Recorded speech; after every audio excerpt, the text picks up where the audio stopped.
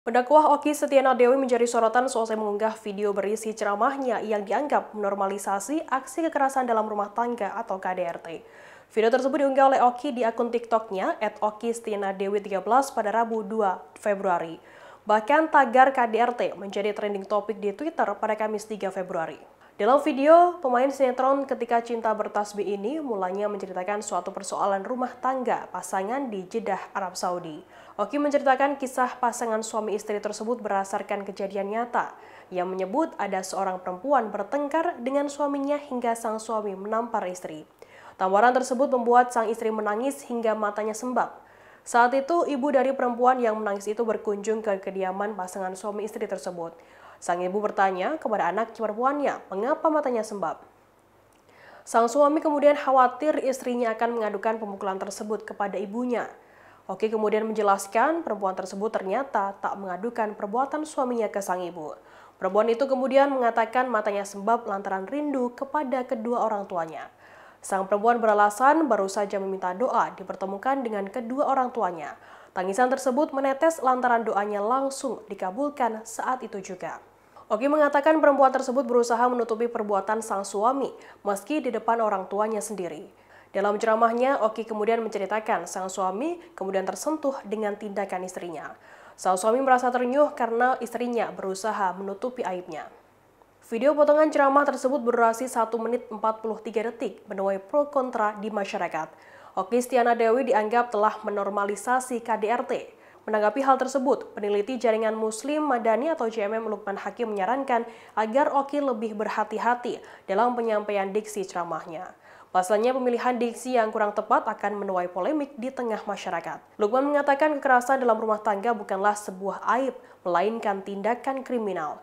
KDRT juga merupakan perbuatan melawan hukum yang sudah tertuang dalam Undang-Undang KDRT dan tidak bisa ditolerir. Lukman mengatakan seorang penceramah harus bisa mencontohkan sebuah narasi yang sejalan dengan kaidah dan sumber hukum. Menurutnya KDRT merupakan tindakan kriminal dengan kasus pengulangan tertinggi. Kasus ini juga bisa menimbulkan penularan kekerasan antar generasi. Sehingga jika KDRT ditutupi sebagai aib pasangan, maka sama dengan mewarisi toleransi kekerasan antar generasi. Hal ini menurut Lukman sangat berbahaya bagi bangsa dan umat manusia.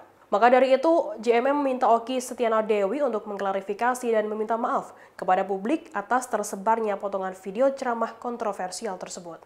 Tujuannya agar lebih bijak dan menguasai persoalan yang disampaikan dengan lebih banyak belajar dan mengkaji lebih komprehensif. Ada sebuah kisah nyata di Jeddah. Suami istri lagi bertengkar. Suaminya marah luar biasa pada sang istri, dipukullah wajah istri. Kemudian istrinya menangis, tiba-tiba terdengar bel pintu rumah berbunyi. Ketika istrinya membuka dalam keadaan sembab matanya, ternyata ibunya sang istri. Suaminya dari kejauhan deg-degan. Ya Allah, istriku ini pasti ngadu ini sama mertuaku ini nih, bahwa tadi baru dipukul. Orang tuanya tanya kepada si perempuan ini, anakku kenapa?